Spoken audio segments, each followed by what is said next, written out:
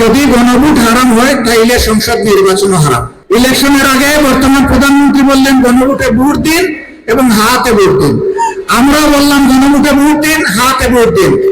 Election হলো, এখন তারা বলেন গণভোট অবৈধ। সব জায়গায় যদি চুরের মেলা থাকে তাইলে সংকট সমাধান হবে কিভাবে? ঘাটে ঘাটে জুয়ায় জুয়ায় টুনায় টুনায় চুরেরা বসে আছে। এই জন্য এই সংকট গুলা দিন দিন বৃদ্ধি পাচ্ছে। সম্প্রতি ভারী বর্ষণে আমার এই প্রাণপ্রিয় এলাকার জনগণ ড্রেন নালা উপচে পড়ে যেভাবে রাস্তাঘাট ভেসে গিয়েছিল, কোথাও ছাতি পানি, কোথাও কোমর পানি, কোথাও হাঁটু পানি। আপনারা অনেকটা গৃহবন্দী হয়ে পড়েছিলেন, আর একান্ত জরুরি কাজ যারা সারতে চেয়েছেন করেই যেতে হয়েছে। এইচএসসি পরীক্ষা যারা দিচ্ছে তারা এই সময়টা ভীষণ কষ্ট করেছে। অতীতের জমে থাকার যন্ত্রণা, প্রশাসনিক এবং সরকারি ব্যর্থতা মিলেই 55 বছরে এই অবস্থার সূচনা হয়েছে, এই পর্যায়ে এসে পৌঁছেছে। তারপরেও আমি এর জন্য দুঃখ প্রকাশ করছি যে সাথে সাথে আপনাদের কাছে আমি ছুটে আসতে পারিনি।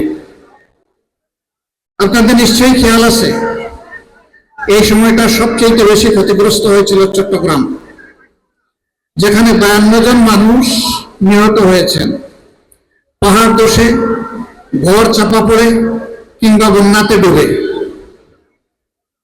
আমাদের বিবেক আমাদেরকে টেনে নিয়ে গিয়েছিল। এই জন্য সবচেয়ে ভয়াবহ দিনটা আমাদের কেটেছে চট্টগ্রামে, চট্টগ্রামের মানুষের সাথে। এখানে দুইটা কঠিন সংকট চলছিল, একটা গ্যাসের সংকট আর একটা পানি বা জলের সংকট। এই দুইটাই কিভাবে সমাধান করা যায়, সরকারের সংশ্লিষ্ট সকল দপ্তরের ঊর্ধ্বতন কর্মকর্তাদেরকে নিয়ে আমরা দফায় দফায় বসেছি। তারা কাজ শুরু করেছেন, আলহামদুলিল্লাহ অনেকটা সমাধান হয়েছে। আরো বহু কিছু বাকি রয়ে গিয়েছে, যেটা বাকি ওটাও সমাধান করতে হবে। তবে সবাইকে আমি একটু ধৈর্য ধরার অনুরোধ জানাবো। আমরা যখন হাত দিয়েছি, ইনশাআল্লাহ আমরা এটা সমাধান করেই গড়ে ফিরবো ইনশাআল্লাহ। সব জায়গায় যদি চুরের মেলা থাকে তাইলে সংকট সমাধান হবে কিভাবে? ঘাটে ঘাটে জুয়ায় জুয়ায় টুনায় টুনায় চুরেরা বসে আছে। এই জন্য এই সংকট গুলা দিন দিন বৃদ্ধি পাচ্ছে। এই চুরদেরকে সাহায্য করে কারা? কেউ না কেউ এর পিছনে এই চুরদেরকে সহায়তা করে। গডফাদাররা আছে জায়গায় জায়গায়। সম্মানিত ভাইরা, একটুখানি রাস্তা, তারপরে আমাদের হকার ভাইয়েরা সেখানে দোকান বসিয়ে রেখেছে।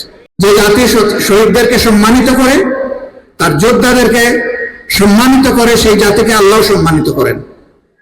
আর যেই জাতি সম্মান করতে জানে না, আল্লাহ তাদেরকে অপদস্থ করে।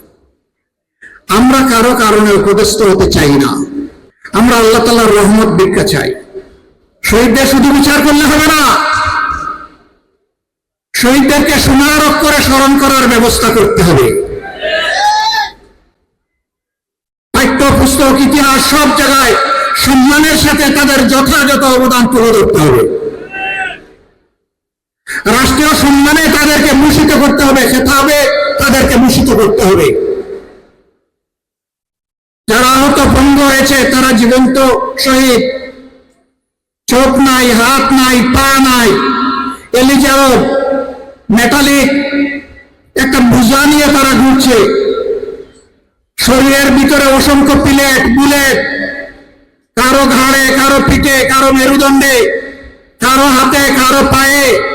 রাত্রে একটু শান্তিতে ঘুমাতে পারে না, ওকেজো হয়ে গিয়েছে, রুজি রোজগার করতে পারে না।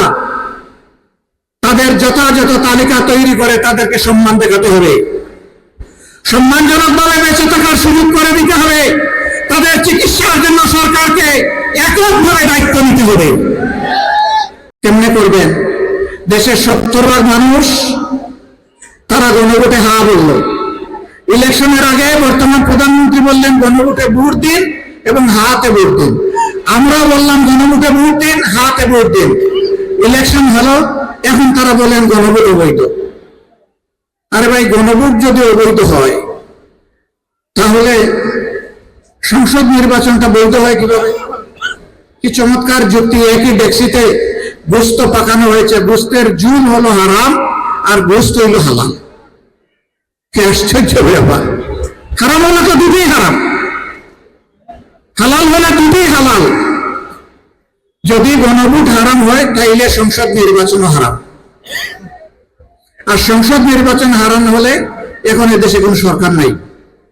আগে যারা ছিল এরা পালায়ে গেছে, আর এখন যারা আছেন তারা তাদের বক্তব্য অনুযায়ী বৈধ নন। তাহলে দেশটার কি হবে? জনগণের রায়কে যারাই অপমান করেছে ইতিহাসে তাদেরকে কঠিন মূল্য দিতে হয়েছে। আপনারা দেরি হয়েছে, অসুবিধা নাই, মেনে নেন। এই জনগণকে সম্মান দেখালে জনগণও আপনাদেরকে ধারণ করবে, সম্মান দেখাবে। কিন্তু জনগণের মুখোমুখি হয়ে গেলে, এই রায় অগ্রাহ্য করলে, শুধু দলীয় স্বার্থে, গোষ্ঠী স্বার্থে যদি এই রায় অগ্রাহ্য করেন, জনগণ অতীতেও কাউকে ছেড়ে কথা বলে নাই, আগামীতেও ছেড়ে কথা বলবে না।